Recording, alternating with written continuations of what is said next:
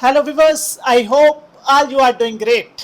Viewers, आज की इस वीडियो में हम डिस्कस करने वाले हैं present indefinite tense.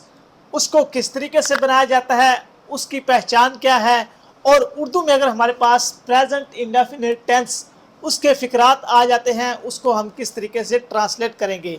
Viewers, video आपने लास्ट तक लाजमी देखनी है, क्योंकि मैं आपको कुछ ऐसे स्टेप्स और तरीकाकार बताऊंगा जो आप याद रख के ज़िंदगी में किसी भी कहीं भी मौके पर आप प्रेजेंट इंडेफिनिट टेंस को आसानी तौर पर ट्रांसलेट कर सकते हैं, उसको समझ सकते हैं, उसको बना सकते हैं। तो व्यूअर्स, सबसे पहले हम चलते हैं कि प्रेजेंट इंडेफिनिट टेंस उर्दू में जब जिसे हम फेल हाल मुतलिक बोलते हैं, इस टेंस की पहचान क्या है। तो viewers, present indefinite tense Urdu में इसकी पहचान हमारे पास होती है कि जब भी उर्दू में प्रेजेंट इंडेफिनिट के टेंसेस आएंगे तो उनके आखिर में आएगा ता है,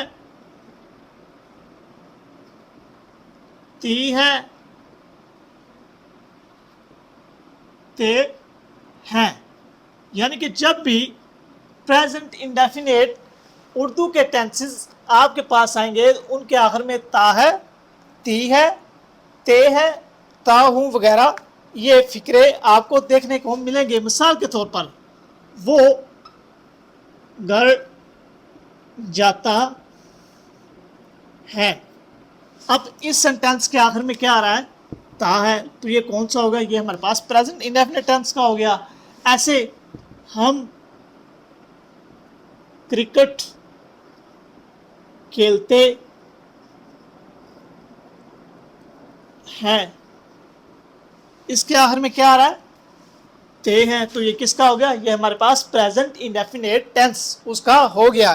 तो ऐसे टेंसेस, ऐसे फिक्रात जिनके आखिर में ता है, ती है, ते है वगैरह आ जाए, वो हमारे पास क्या होता है? वो हमारे पास प्रेजेंट इंडेफिनिट टेंस के फिक्रात होते हैं। तो व्यूअर्स, अब हम चलते हैं कि इसके जो टेंसेस होते हैं, इसके जो जुमले होते हैं, उसको किस तरीके से बनाया जाता है। तो आप जानते ही हैं, हर टेंसेस को 3 तरीक़ों से बनाया जाता है।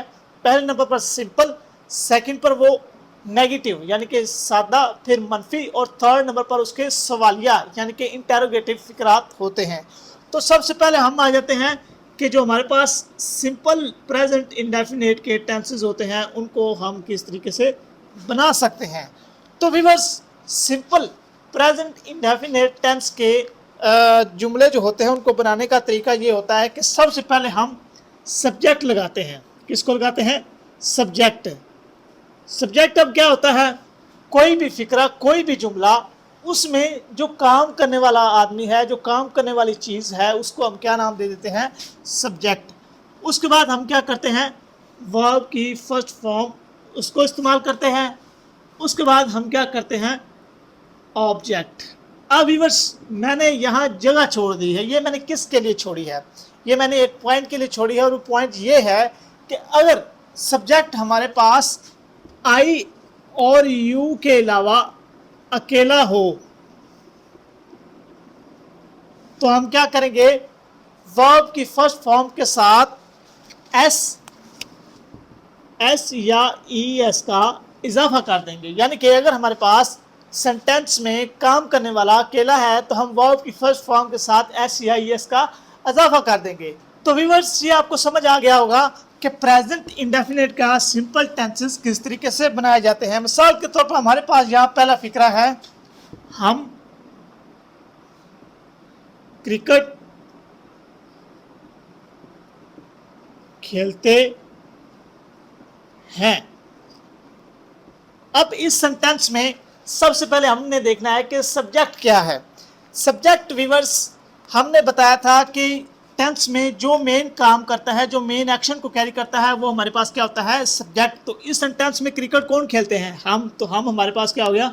ये हमारे पास सब्जेक्ट। तो सबसे पहले हमने फार्मूले के मुताबिक क्या लगाना है? सब्जेक्ट। तो सब्जेक्ट हमारे पास क्या है? वी। हम की इंग्लिश क्या है? वी। ये सबसे पहले आ गया। उसके बाद हमने क्या लगाना है? वर्ब की फर्स्ट फॉर्म। अब हमने देखना है कि जो काम है, एक्शन है, वर्ब की फर्स्ट फॉर्म है, वो क्या है? हम क्या करते हैं? हम खेलते हैं। ये हमारे पास क्या हो गया? वर्ब। अब खेलना की इंग्लिश हमारे पास क्या है? प्ले। We play. अब हमने देखना है कि हमारे पास सब्जेक्ट सिंगुलर है या प्लूरल है। अगर सिंगुलर होंगे तो हम वर्ब की फर्स्ट फॉर्म के साथ एस या एस का इजाफा करेंगे, अगर नहीं है तो हम क्या करेंगे कि वैसे की वैसे फर्स्ट फॉर्म वर्ब की वैसे की वैसे रहेगी। तो वही ये प्लूरल है तो हम एस या एस का इजाफा यहाँ नहीं करेंगे, हम प्ले को वैसे का वैसे रहने देंगे। उसके बाद हमारे पास आ जाता है ऑब्जेक्ट। हम क्या खेल रहे हैं, हम काम क्या कर रहे हैं, हम क्रिकेट खेल रहे हैं। तो इस सेंटेंस में जो चीज़ खेली जा रही है वो हमारे पास क्या होगी, ऑब्जेक्ट। वो क्या खेली जा रही है, क्रिकेट। तो यहाँ क्या आ जाएगा, वी प्ले क्रिकेट, हम क्रिकेट खेलते हैं। ऐसे ही हम सेकंड नंबर पर आ जाते हैं। आयशा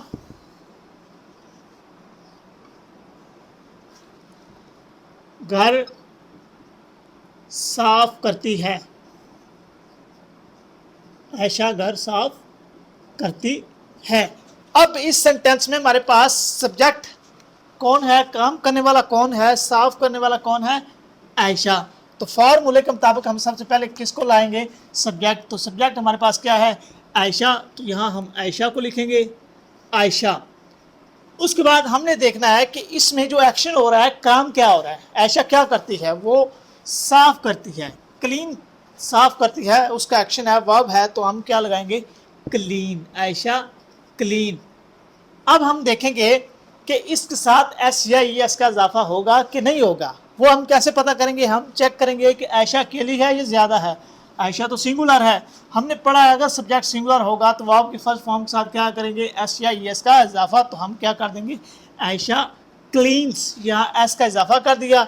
आयशा क्लीन्स, वो क्या साफ करती है, उसका ऑब्जेक्ट क्या है, उसका काम क्या है, वो है घर की सफाई करना। तो घर यहाँ हमारे पास क्या हो गया, ऑब्जेक्ट। आयशा क्लीन्स होम कर लें या हाउस कर लें, जैसे आपको समझ आ जाए। व्यूअर्स, आपको समझ आ गई होगी कि ये जो सिंपल सेंटेंसेस होते हैं उसमें सब्जेक्ट प्लस वर्ब की फर्स्ट फॉर्म प्लस ऑब्जेक्ट। अगर सब्जेक्ट सिंगुलर है तो हम क्या कर देते हैं, वर्ब की फर्स्ट फॉर्म के साथ एस या ई एस का इजाफा कर देते हैं। इसके बाद हम चलते हैं प्रेजेंट इंडेफिनिट के नेगेटिव, यानी कि जो मनफी जुमले होते हैं उनको किस तरीके से किया जाता है। अब मनफी में क्या होता है, नहीं का जिक्र किया जाता है कि किसी भी आदमी के काम करने की ना में बात की जाती है। मिसाल के तौर पर हमारे पास यहाँ फॉर्म फिक्रा है कि तुम स्कूल नहीं जाते हो, तुम स्कूल नहीं जाते हो। अब यहाँ क्या है, ते हो या ता ती है, ये वैसे ही आ रहा है, यहाँ नहीं का जिक्र किया गया है। तो ये हमारे पास कौन सा हो गया, नेगेटिव। सवाल अब यहाँ ये है कि प्रेजेंट इंडेफिनेट का नेगेटिव किस तरीके से बनाया जाता है। तो उसका फार्मूला मैं लिखता हूँ यहाँ। सबसे पहले हम सब्जेक्ट वैसे का वैसे लिखेंगे, ठीक है जी, प्लस हम क्या करेंगे, हम डू या डज, इन दोनों में से एक हेल्पिंग वर्ब लगाएंगे। उसके बाद हम क्या लगाएंगे, नॉट। जब डू या डज लग जाए तो हम वर्ब की कौन सी फॉर्म इस्तेमाल करते हैं, फर्स्ट, और एट द एंड हम क्या यूज़ कर देते हैं, ऑब्जेक्ट। अब व्यूअर्स, सवाल यहाँ ये है कि डू किसके साथ लगेगा, डज किसके साथ लगेगा। जैसा कि हमने सिंपल में पढ़ा कि अगर सब्जेक्ट अकेला होगा तो हम वर्ब की फर्स्ट फॉर्म के साथ एस या एस का इजाफा कर देंगे। ऐसे ही यहाँ इस सेंटेंस में जब सब्जेक्ट सिंगुलर होगा आई और यू के अलावा तो हम डज इस्तेमाल करेंगे। अगर प्लूरल है तो हम क्या यूज़ करेंगे, डू।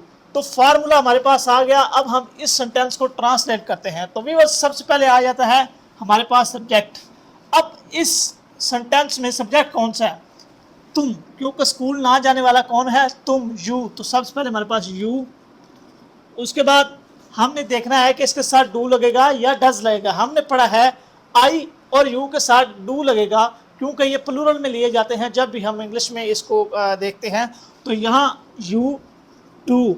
उसके बाद हम क्या लगाएंगे, नॉट।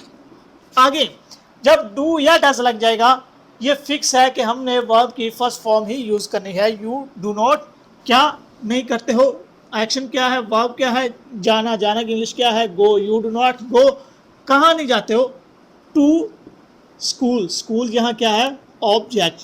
तो व्यूअर्स समझ आ गई होगी कि सबसे पहले सब्जेक्ट, उसके बाद हम क्या करेंगे कि डू या डस इन दोनों में से एक, उसके बाद नॉट वर्ब की फर्स्ट फॉर्म, और एट द एंड हम क्या यूज कर देंगे, ऑब्जेक्ट। ऐसे दूसरे नंबर पर है वो खाना नहीं खाती है। अब इस सेंटेंस में क्या है, नहीं का जिक्र किया गया है। तो अब इस सेंटेंस में हम सबसे पहले देखेंगे सब्जेक्ट। सब्जेक्ट कौन है, वो। तो वो की इंग्लिश हमारे पास क्या है, शी। सबसे पहले सब्जेक्ट आ गया।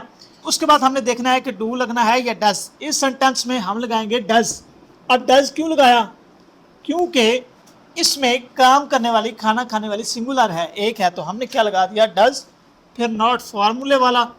उसके बाद ईट, ये वर्ब है, खाना। खाना की इंग्लिश हमारे पास क्या है, ईट। शी डज नॉट ईट, क्या नहीं खाती, फूड, के वो खाना नहीं खाती। तो व्यूअर्स इस सेंटेंस में हमने देखा कि सब्जेक्ट हमारे पास सिंगुलर था, तो हमने क्या यूज कर दिया, डज, और नॉट फार्मूले वाला। और जब डू या डज लग जाए तो हम वर्ब की फर्स्ट फॉर्म कर देते हैं, तो ये इसके हो जाते हैं नेगेटिव। इसके बाद व्यूअर्स हमारे पास आ जाता है इंटेरोगेटिव, यानी कि सवालिया।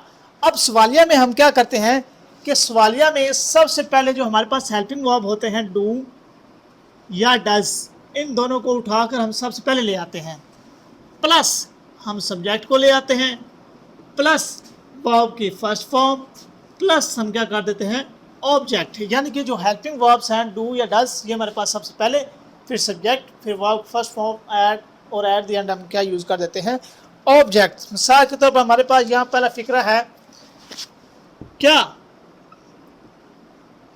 तुम किताब पढ़ते हो। ये हमारे पास क्या है, सवालिया। इसमें सवाल पूछा गया है कि क्या तुम किताब पढ़ते हो। तो इस सेंटेंस में सबसे पहले हमने देखना है कि डू या डस, इन दोनों में से एक लगाना है। तो हम देखेंगे कि डू लगेगा, डस। अब सब्जेक्ट को हम देखेंगे कि सब्जेक्ट इसमें सिंगुलर है या प्लूरल है। तो यहाँ तुम है, तो तुम के साथ हमने पढ़ा हुआ है, क्या लगेगा, डू। तो सबसे पहले हमारे पास क्या आ जाएगा, डू।